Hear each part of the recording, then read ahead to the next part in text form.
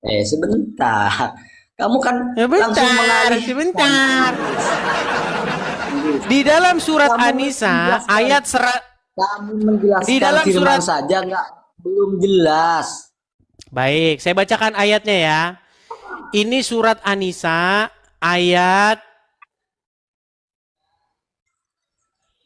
surat Ali Imran ayat 45. Ini ada banyak surat nih. Kemudian dalam Semoga. hadis, di dalam hadis Sahih Bukhari nomor 1496 dari Anas bin Malik, sesungguhnya Isa itu adalah rohullah dan kalimatnya.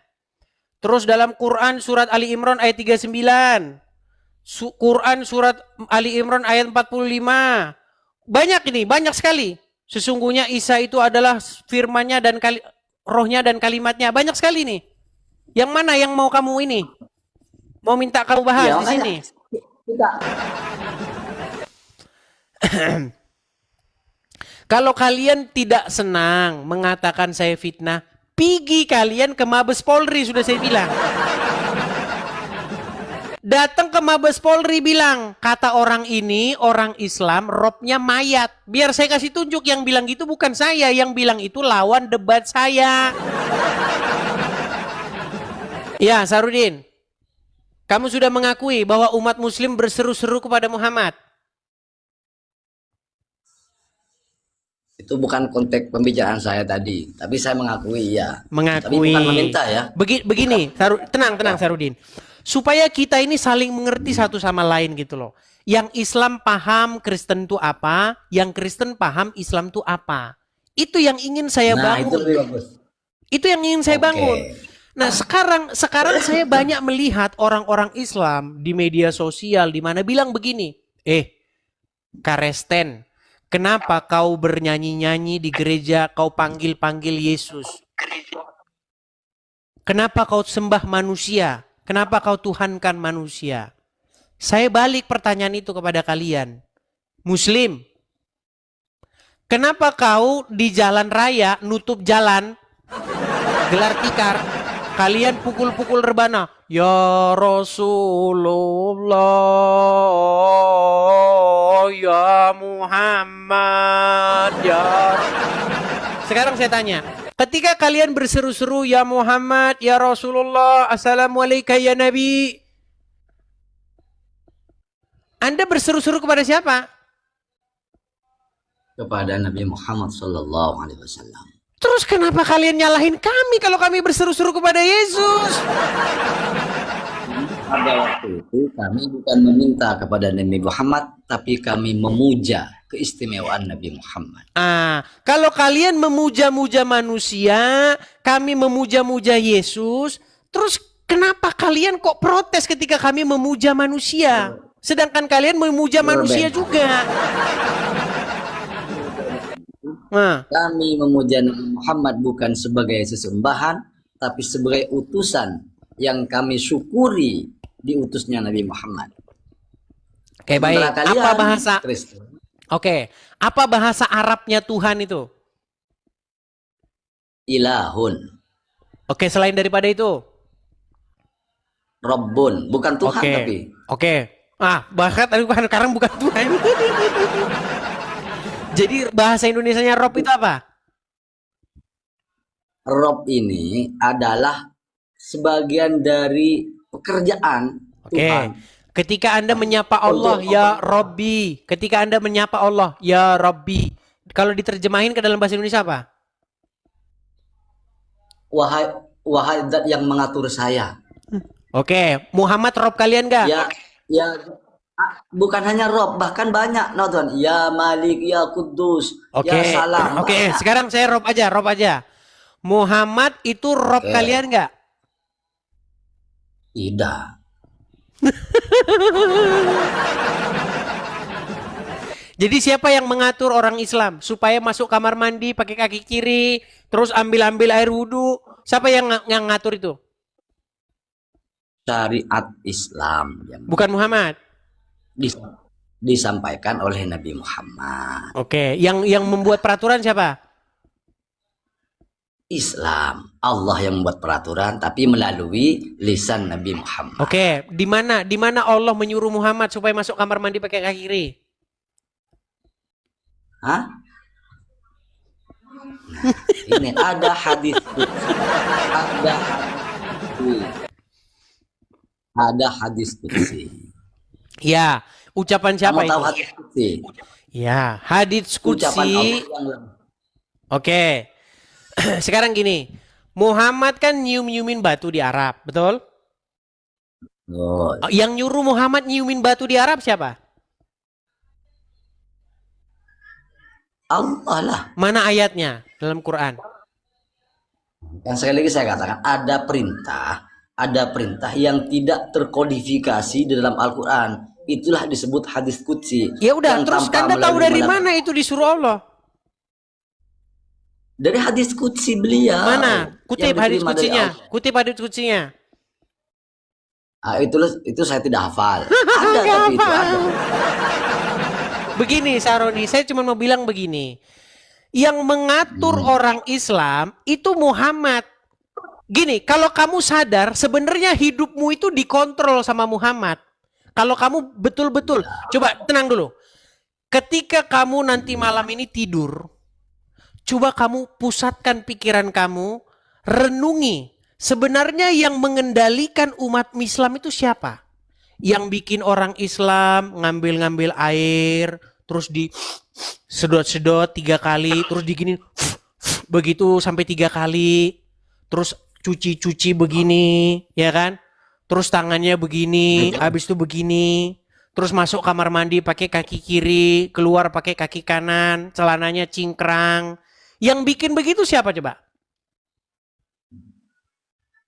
Itu pemahaman terhadap ajaran Iya, Nabi Muhammad. datangnya dari siapa? Ya dari Nabi Muhammad. Iya, yang makanya bersumber saya dari bilang kalian itu dikendalikan sama yang namanya Muhammad. yang namanya Nabi Muhammad utusan kami memang Iya, makanya saya bilang kalian Sama. itu Yesus dikendalikan yang sama ikut-ikut. Muhammad.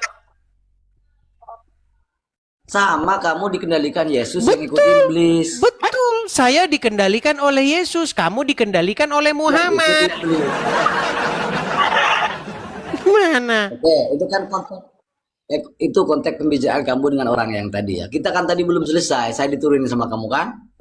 Intinya yang mau saya sampaikan Ya. begini, Sahrudin. Kalau kamu Saya dulu. dikendalikan, tenang. Kalau orang dikendalikan oleh Yesus, dikendalikan oleh Roh Kudus, maka seseorang itu akan melakukan perintah-perintah Roh Kudus, perintah-perintah Yesus, perintah-perintah Bapa di surga. Oke. Kalau itu orang logika kamu, dikendalikan, saya- tenang. Kalau orang dikendalikan Ya. oleh Muhammad dan Allah, maka orang tersebut akan melakukan perintah-perintah Muhammad dan Allah. Setuju? Gimana? Makanya kalau saya ngomong kamu dengerin. Kalau Sorry, lagi orang, batu tadi. oke, kalau orang dikendalikan oleh Bapa di surga, oleh Yesus dan oleh Roh Kudus, maka orang tersebut akan melakukan perintah-perintah mereka, betul? Oke. Nah, kalau orang dikendalikan oleh Allah dan Muhammad, maka orang tersebut akan melakukan perintah-perintah mereka, betul? Betul. Nah, sekarang masalahnya begini. Kalau orang dikendalikan oleh Yesus, mereka nggak minum air kencing. Kalau orang dikendalikan oleh Muhammad, orang jadi minum air kencing. Itu logika lama kamu yang sudah sering saya dengar. Kok ya? logika lah? Logika lama kamu yang Oke, sekarang gini. Nih, sebentar nih. Saya mau kasih kamu satu video. Sebentar.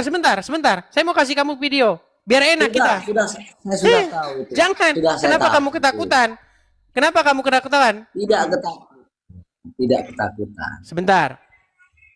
Biar saya kasih tunjuk dulu. Ini yang bikin orang jadi seperti ini siapa? Saya tanya dulu ya. Saya balikin dulu kamera ya. Ngomong sama mereka ini nggak usah dikasih yang rumit-rumit. Kasih yang sederhana-sederhana saja. Ini orang-orang ini, menurut kamu, mereka minumin air kencing ini karena apa? Yang membuat mereka jadi seperti ini.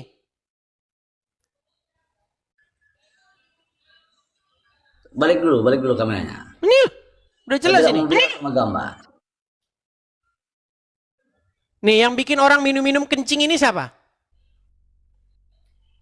Nah, saya kan bilang ada banyak pemahaman terhadap Islam yang tidak semua lurus seperti yang diinginkan Nabi Muhammad. Enggak, pertanyaan saya bukan itu. Yang bikin orang minum air kencing hewan ini siapa? Itu dari mana kamu tahu itu kencing hewan? Baik, dengerin. Dengerin ya. Bentar, saya dengerin. Silakan diminum monggo untuk testimoni. Iya, ya, lagi coba. Ya, yang banyak Pak nggih. Ayo. Alhamdulillah Bapak Rahman sudah minum kencing unta. Bagaimana Pak perasaannya setelah minum kencing? Alhamdulillah baik. Baik. Tuh. Kedengaran nggak itu air kencing onta? Ya, Oke, yang bikin orang ini minum kencing onta siapa? pemahamannya dia yang barangkali Karena salah. dapat dari mana dia? Dapat dari mana? Menurut kamu dapat dari mana? Ya dari Muhammad nabimu itu. Gimana sih? Karena dia menjadikan Muhammad sebagai robnya, sebagai yang mengatur, mengendalikan dirinya. Makanya kalau Tuhanmu Muhammad, kamu minum kencing onta. Kalau Tuhanmu Yesus, kamu tidak mungkin minum air kencing onta. Susah sekali ngomong sama kalian ini. Itu baru minum air kencing onta. Itu baru minum air kencing onta, belum yang bawa rangsel. Kamu tahu? Oke, sekarang saya ya, giliran saya. Oke, Silakan. sudah saya terima punya kamu. Silakan. Yang sering kamu bicarakan Roh Kudus, Firman, Allah, Bapa di surga dan segala macam. Sekarang satu pertanyaan saya, dicatat nih teman-teman. Jadi kamu sudah mengakui tadi ya masalah kencing onta ya? Di sini Oke. paham nggak terhadap agamanya sendiri? Firman Silakan. itu apa menurut kamu? Firman itu apa menurut kamu? Firman yang kamu maksud di sini pengajaran atau logos? Ya firman yang kamu pahami firman apa saja coba? Ya firman itu Masa mau tahu? firman itu ada pengajaran, ada kata-kata, ada pikiran, ada kehendak. Oke. Kalau firman di dalam Yohanes 1, Logos di firman situ. itu bersama-sama dengan Allah. Kalimatnya pahami ya. Firman itu bersama-sama dengan Allah. Tahulah, saya bersama-sama dengan pulpen. Sama kan? Itu. Terus lanjutannya, dan firman itu adalah Allah. Dan pulpen itu adalah Enggak. bagaimana? Bagaimana menurut kamu itu? Kebingungan apa di kitab Enggak kamu ini bingung, yang enggak ditampilkan? bingung. Coba jelaskan. Ya udah jelas itu, silakan dibaca. Nah, jadi Tuhan kamu Oke, baik, saya buat ngambil- kamu perumpamaan. Saya buat kamu perumpamaan. Kak, ucapan yang keluar dari mulut kamu, kata-kata kamu, itu siapa? suara saya. Itu bukan saya. Oke, suara kamu siapa? Hah? Suara kamu itu Yes. siapa? Ya suara saya. Iya, siapa Bukan dia? saya. Suara. Oke, baik. Loh, kamu- Kalau kamu, kalau kamu telepon polisi atau kamu kirim pesan suara begitu ya, kamu kirim voice note begitu ke kantor Mabes Polri, kamu bilang, saya nanti akan bikin mercon di sini, Terus biar saya ledakin itu, kata kamu misalnya begitu, kamu kirim suara itu. ya. Terus datang gegana ke rumahmu, menyiduk kamu Densus 88. Kenapa yang ditangkap kamu? Padahal yang sampai ke mereka suara kamu. Karena sumbernya dari saya. Nah, Saya yang bersuara. jadi suara kamu itu adalah merupakan pengejawantahan dari diri kamu. Setuju? Betul. Nah, makanya begini. Firman itu Itu adalah pengejawantahan dari dia yang memiliki firman itu. Makanya di ayat 14-nya dikatakan firman itu telah menjadi manusia. Pada mulanya adalah firman. Firman itu bersama-sama dengan Allah dan firman itu adalah Allah. Coba di kalimat bagian tadi, firman itu telah menjadi manusia. Bagaimana Ya, prosesnya di ayat 14-nya. ini? Firman telah menjadi manusia. Di ayat 14-nya. Ya, bagaimana prosesnya itu? Iya, Jelasin dong. dilahirkanlah Yesus. Dan Yesus itu merupakan firman yang menjadi daging, firman yang menjadi manusia. Makanya disebut firman yang hidup. Berarti firman ini berbareng sama ludah kali ya, bisa jadi daging ya. Ya kalau yang berfirman kamu ya bersama dengan ludah, banjir, gerimis. Kebingungan kita. Kamu ini coba ya. Makanya Firman saya itu bilang kalau kamu nggak berhenti jadi Islam, kamu akan bingung selama-lamanya. Dengerin saya dulu. Ini ambigu kitab kamu. Kenapa saya Nggak bilang ambigu. gitu? Karena dari Kan penulis sudah saya bilang, yang membuat itu ambigu karena kamu masih Islam. dari penulisannya saja, ya, kamu ada berapa penulisan kitab kamu itu Kok bermacam-macam. lari kemana-mana, fokus dulu. Itu pun isinya berbeda-beda. Sarudin, fokus dulu. Kamu jangan bahas yang lain. Iya ini. Makanya kan saya bilang, firman itu bersama-sama. Oke, sekarang saya tanya, kata-kata kamu bersama-sama dengan kamu enggak? Iya. Oke. Tapi tetap berbeda Oke, dengan perkataan oke. Iya berbeda, setuju, suara setuju. saya. Bersetuju. Perkataan kamu dengan kamu itu bisa dibedakan dan bisa juga disamakan. Gini, saya kasih contoh. Kalau kamu bilang sama misalnya presiden.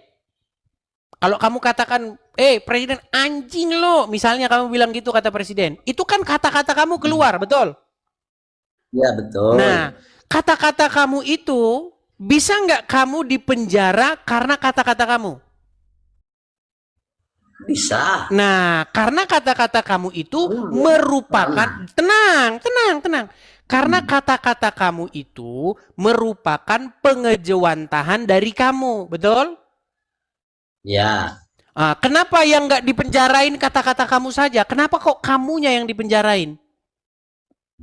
Oke. Sudah? Saya. Kenapa di sini firman itu bersama-sama dengan Dijawab dulu itu. Itu tadi loh. Kamu kirim pesan suara yang menghina kepala negara. Ya. Kamu katakan kepala negara itu misalnya seorang gembong koruptor, misalnya begitu. Kenapa polisi tidak menangkap memenjarakan suara kamu itu, rekaman suaramu itu yang ditangkap? Ini rekaman suaranya saya tangkap, saya masukin penjara. Kenapa kok kamunya yang ditangkap polisi? Karena suara saya tidak wujud fisik. Nah, begitu makanya.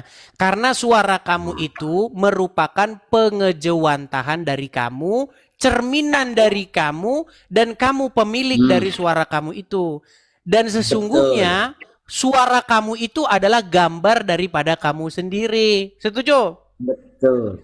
Nah, kenapa kamu sulit memahami itu yang Yohanes 1 pasal yang 1 itu? Tapi ingat bahwa tidak semua suara itu saya.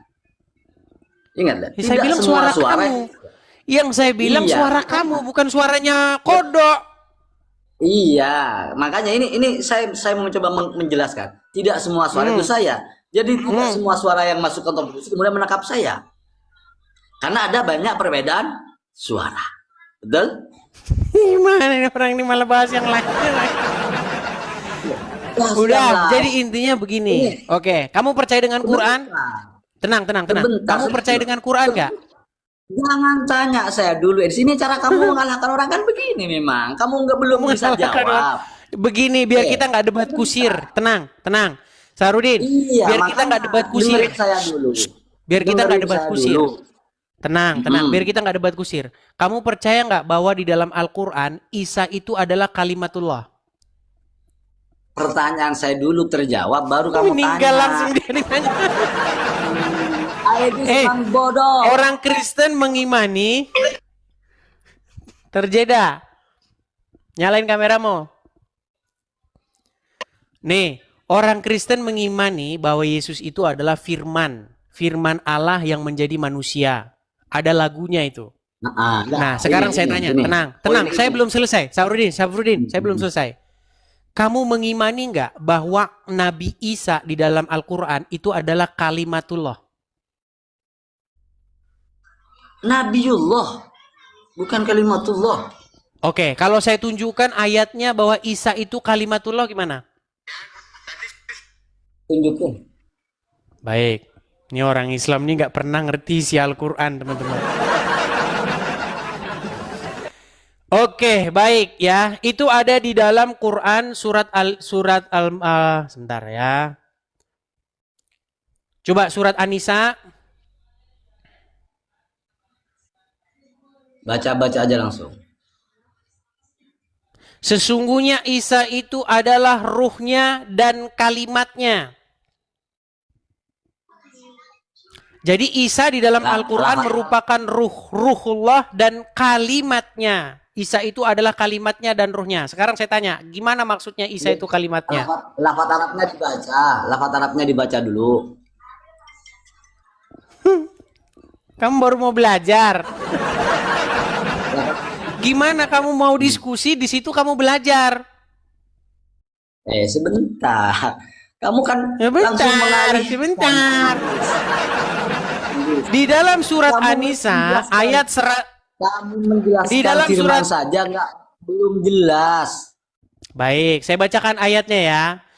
Ini surat An-Nisa ayat surat Ali Imran ayat 45. Ini ada banyak surat nih. Kemudian dalam hadis, di dalam hadis Sahih Bukhari nomor 1496 dari Anas bin Malik, sesungguhnya Isa itu adalah rohullah dan kalimatnya. Terus dalam Quran surat Ali Imran ayat 39. Quran surat Ali Imran ayat 45. Banyak ini, banyak sekali. Sesungguhnya Isa itu adalah firman-Nya dan rohnya dan kalimatnya. Banyak sekali nih. Yang mana yang mau kamu ini? Mau minta kamu bahas di sini? Kita perjelas ini dulu. Kita perjelas firman dulu. Ayo.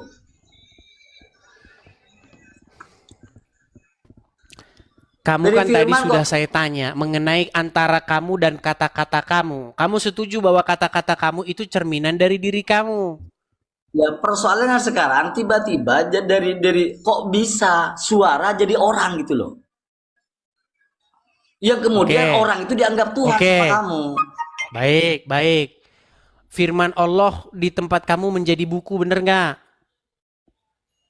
Ditulis ya. Ya, jadi buku, betul nggak? Ya. Firman Allah menjadi tapi nggak buku, jadi Tuhan, betul? Iya. Oke. Jadi firman Allah jadi buku. Kenapa kamu bisa menerima firman Allah jadi buku sementara dalam Bible firman menjadi manusia kamu nggak bisa terima? Oh, kan ditulis, Bos. Ada suara ditulis, Bos. Kalau firman jadi Tuhan, makanya mati dia. Makanya dia mati. Tidak hidup. Jadi karena jadi buku. Apanya yang sampai sekarang Al-Quran masih tetap kami baca jadi panutan, Bos. Sementara ya, Tuhan hidup atau mati dia? Firman. Dia hidup atau mati? Firman jadi Tuhan. Kata-kata kemudian disembah. Baik, jadi Tuhan. Oke. Ketika kamu mendengar firman Allah, kamu taati nggak? Iya, betul. Oh, siapa firman yang kamu Allah, taati? Ya? Allah atau firman-Nya? Oke, yang kamu taati Allah atau firman-Nya? Allah. Firman-Nya tidak kamu taati? Nah, karena firman itu bersumber dari Allah, ya saya taati. Ya, jadi yang mana yang lebih kamu patuhi? Yang mana yang lebih kamu patuhi? Allah atau firman-Nya? Allah.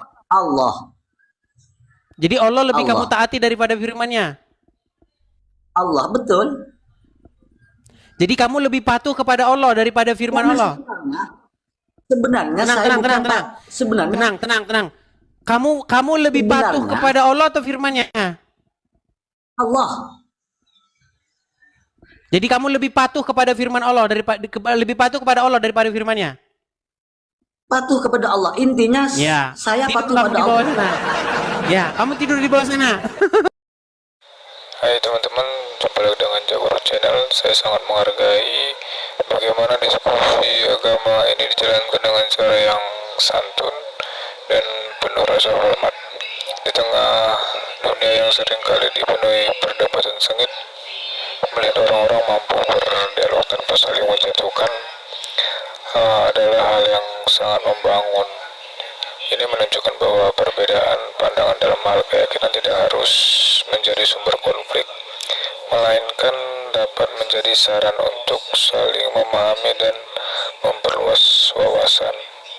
Sikap saling menghargai dalam diskusi seperti ini mencerminkan inti ajaran agama itu sendiri, yaitu kedamaian, kasih sayang, dan toleransi.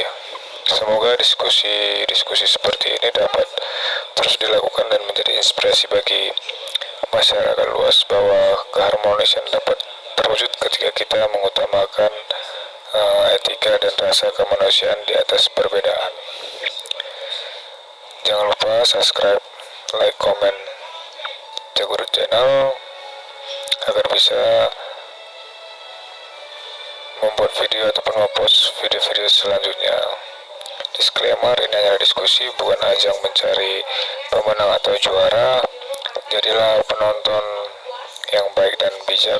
Tuhan Yesus memberkati.